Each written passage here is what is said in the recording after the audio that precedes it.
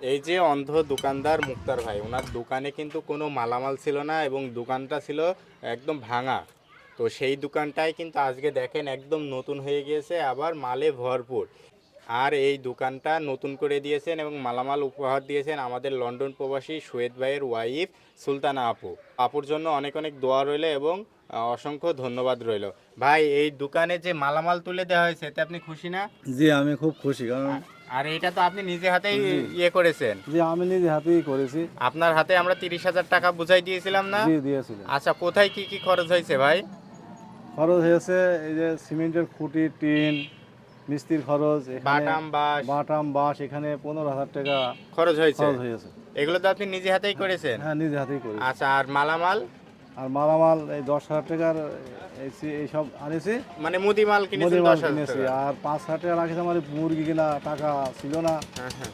বাকি যদি আনা হয় না, ওই 5,000 টাকা রাখেছি, মানে মুরগি কিনবো, কিনে ওইগুলা বেচে। মুরগি কিনেছেন তো? ওই যে হ্যাঁ, মুরগিও কিনেছে কিন্তু মুরগি ওখানে। কিনেছি, হ্যাঁ হ্যাঁ। মানে এগুলা বেচে যে লাভ হয়, লাভের টুক আমি খরচ করবো, আর আসলটা রাখা হ্যাঁ, আমি আপনি রেখে এই দেবো। আসল টাকা দিয়ে আপনি আবার আবার তার আনবো। ব্যবসাটা আরো বড় করবেন আস্তে জি আস্তে। এই ভাইটা কিন্তু অন্ধ হওয়া সত্ত্বেও কিন্তু উনি কারোর কাছে হাত পাতে না, উনি হচ্ছে ব্যবসা করে যায়। তো ভাই, আপনি তো আবার পেট্রোলও বিক্রি করেন দেখলাম। জি, ওই মোটর সাইকেলের তেলও বেশি, তাই পুঁজি মুজি নেই, ওই হ্যাঁ, অল্প 2-1 লিটার করে আনি আর বেশি। বুঝতে পারছি। তো এই যে যে আপু আপনার জন্য এই দোকানটা মেরামত বাবদ এবং এই দোকানে মালামাল তুলে দিয়েছে, তার জন্য দোয়া করবেন, তার জি পরিবারের জি, জন্য দোয়া তার করবেন। তার জন্য আমি অসংখ্য দোয়া করি, আল্লাহ যেন তার ভালো রাখুক, তার পরিবার ফ্যামিলি সহ সবাই যেন আপুর ভালো রাখে। আপু আমার জন্য দোয়া করবে, আমি আপুর জন্য সবসময় নামাজের সময় দোয়া করব। হ্যাঁ, আল্লাহর তারা কিন্তু কাছে। অনেক ভালো মানুষ এবং অনেক ভালো ভালো কাজের সাথে শরিক হয়। তো ভালো হয়েছে না ভাই জি এটা? জি আপনি খুশি হয়েছেন জি, তো? আমি খুব হাসি খুশি। কই ভাই? আমি খুব খুশি, হ্যাঁ, মানে আনন্দে আমার কান্না আসছে।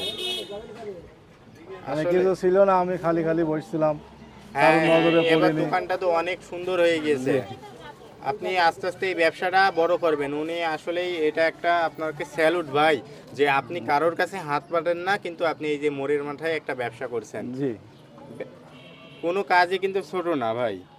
না, আপনি যে কাজটা করছেন এটা একদম সম্মানের। তাই আপনার জন্য দোয়া ও শুভকামনা রইল। আপনি ব্যবসাটা চালাই যান। আপনার জন্য দোয়া করি, আপনিও আমার জন্য দোয়া করবেন।